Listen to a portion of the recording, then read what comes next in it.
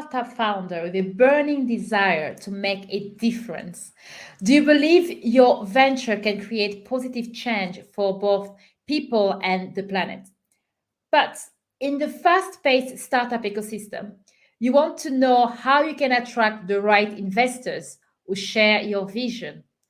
In this episode, we have a double treat for you. First, we dive into the real cost of sustainability in the startup ecosystem, exploring the impact investment movement that has taken the industry by storm. But that's not all. In our second segment, we will unravel the mysteries of what investors are truly looking for. We sit down with Colin Howes, Global Director of Founders Institute and an accomplished VP of Sales with a knack for building and positioning complex digital solutions. Welcome to the Mary Poppins of Startups live show. I'm Nelly Macamo from Athena Leaders. As a tech consultant and startup advisor, I will answer live the burning question that you have on your way to Series A+. Subscribe and tune in every week for top tips to meet amazing guests, startup founders, investors, and more. More importantly, sit back, relax, and enjoy the show. First, let's hear from Andrew Brisbin, Director of Ventures at Alia. Andrew has worked across a variety of industries, scaling and operationalizing e-commerce products, edtech services, and small businesses. Andrew, is this thing about pushing people to be very transparent about the supply chain, the sustainability, where, for example, where you get your coffee from, how it's benefiting the planet. Yet on the other side, there's the ripple effect from that, which is, of course, prices going higher than other similar products that might not be as sustainable. And now it also becomes a problem on the consumers. On one hand, you want to see X, Y, Z, but on the other hand, are you prepared to rethink your buying decisions to bring on this idea of sustainability so that the world as a whole becomes a bit more sustainable? Yeah, that's a tough one, right? I don't want to use this as a platform to discourage people because it really does require the consumer to think differently, right? And I think that is a big challenge for our generation, to think differently about the stories that we tell when it comes to engaging with products. Because if we were to be completely transparent with ourselves, buying more and more stuff just means that we need more and more resources. More and more resources clearly is not a long-term viable kind of approach, because nothing is infinite, right? We do not have infinite resources here on this planet to say we can just keep going and going and going. And so if we were to be completely transparent, we would say, oh, let's just stop everybody from buying things, right? But that's never going to happen, right? So if we're going to be clear with ourselves and honest with ourselves, we have to find a way to convince people that investing in products, and it doesn't necessarily have to be a big investment, right? It could just be possibly more expensive, right? And I'll explain why I think it's more expensive. More expensive products because we have to be more conscious of the finite nature of things. And unfortunately, that requires a lot of self-awareness, right? I mean, to be so conscious of the world around us and the effects that our purchases have on other people, it requires that we step back from ourselves and reflect on big issues. And that's not exactly human nature, right? So that is one problem, right? And I think it's a worthy problem. And I think a lot of people are addressing it. But then the second problem, right, around why, when we think about sustainable products and, sustainable startups really have to figure this out. How do we consider the fact that sustainable products on average will probably cost a little bit more? And the reason for that is because they are accurately representing the costs as it relates to creating a product, right? We have become so numbed to the idea that we can just buy things nonstop. And it's just $1, $2, a pound, £2, right? And we just come to this idea that we're like, oh, we can afford this as a society. We can keep doing this. But that's just, if you were to think about the pie of the world, right? And say all the resources sit in here. And we keep taking out resources to make our, plastic products, our fast fashion clothes, and all these things. Well, the resource pie over here is getting smaller, right? So therefore, scarcity declares that this will become more expensive, right? So we are playing a game in which we are eating up all the resources of this planet.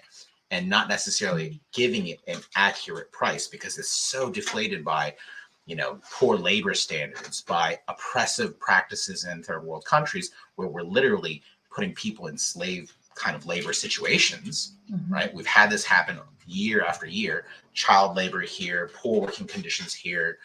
We don't need to dream to try to find these examples. They exist in our society in the news all the time. But we've become numb to the idea that it's costing somebody something somewhere, right? And we're just saying it's not us. So sustainable products is a very hard one because you now compete with people who have the low price point at a significant, possibly social or human cost. And then you have your 20-pound pair of socks, which may be sustainably sourced, but good God, that's hard, right? Like, who wants to pay 20 pounds for a pair of socks? Like, most people can't pay for 20 pounds pair of socks. I mean, I can't pay for a 20-pound pair of socks. So how do we keep doing that? How do we live in an environment like that? And I think this is where storytelling is the most important aspect of a impact startup's trajectory to success, right? If you can tell a powerful story, you can convince people that it is worthwhile to take on a different lifestyle or a different behavior practice as it relates to purchasing. And that's going to be a big challenge for us. Advice you give whenever you start working, especially with a first-time early stage founder? It's a great question. A great many of the startups I work with, often they need someone in their corner. They need someone that they can bounce ideas off, who perhaps isn't a staff member, or isn't an investor necessarily, who they're not afraid to make a mistake with. And there's at least half a dozen or so startups I work with on that basis. It's almost like, right, I'm your wingman. I'm going to ask you some tough questions. I'm going to just be there. And sometimes even just it can be a psychological shift. They've just been beaten up on an investor call, and it can be right, okay, what do you think went wrong there? Or what do you think went right there? Let's work on that. Let's adapt that. Let's change your mindset from, asking, please, sir, can I have some money, to, please, ma'am, can I have some money, to I'm passionate about what I do. And so therefore I'm doing you a favor by offering you an opportunity to invest in this. And you can see the wheels turning and a click, and it really works. It really works. And also, being a founder is super lonely. I've been there myself. Super, super lonely. Who do you have to put an arm around you? And if I go back 20 years when I first had my first startup, believe me, I could have done with someone maybe of my age now to put my arm around me back then and say, hey, yeah, don't do that. That's silly. That's, that something's going to explode. Don't put your finger in that plug socket, or don't do this. Don't fall down that hole again. And I think the ecosystem as a whole has now grown and developed so that there is support for people who do want to take that risk and take that jump. Back then, it didn't exist. Yeah, I guess this is one thing I love about just being part of the startup ecosystem, especially the Cambridge one, and also in Madrid at the moment, and also remotely. Yeah. One of the things, when you mentioned working with investors, and I think that is something that gets asked a lot.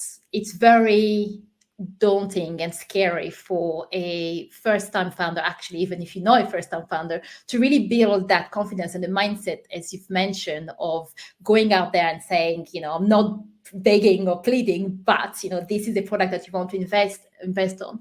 So when you're working with startup founders to get them there, what are some of the tools that you use to help them understand, even just to help them to set up their own expectations on what investors are looking for? It's a great question. Look, every investor has their own kind of profile, what they're looking for.